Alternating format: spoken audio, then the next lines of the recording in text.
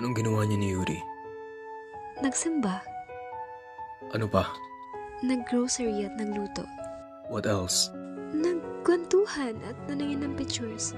What else? Wala na. What else? Wala na. Meron pa ba dapat? Don't lie to me. Nag-kiss. Why are you doing this to me? You're mine. Only mine.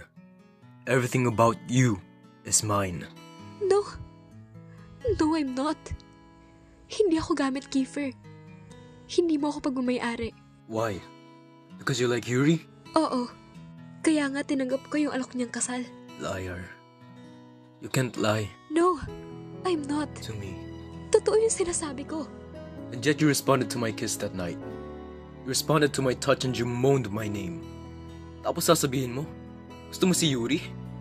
Eh ako, ano ako sa'yo? You almost gave yourself to me. Sige nga. How come that Yuri's the one you like? Oo na. Hindi ako sigurado sa nararamdaman ko. Pero alam kong yun yung dapat. Pagkakamali lang na muntik na akong bumigay sa'yo. You choose Yuri? Why? Because of that fucking engagement?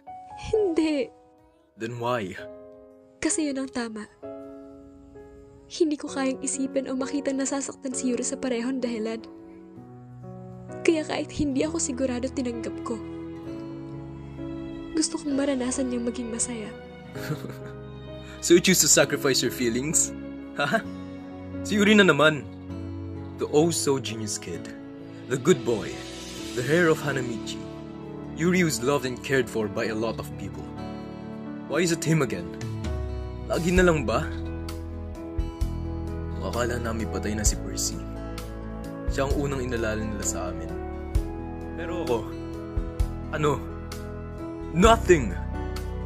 Lahat na lang sa kanya. And now, even the woman that I love. Me, who doesn't have a mother by my side. A father who will guide me. And I'm taking care of my siblings for so fucking long.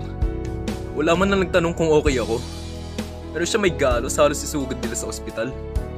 Kulang na lang sambahin siya ng lahat eh. Tama na. Please. Huwag naman pati ikaw, JJ. Please. I can't lose you.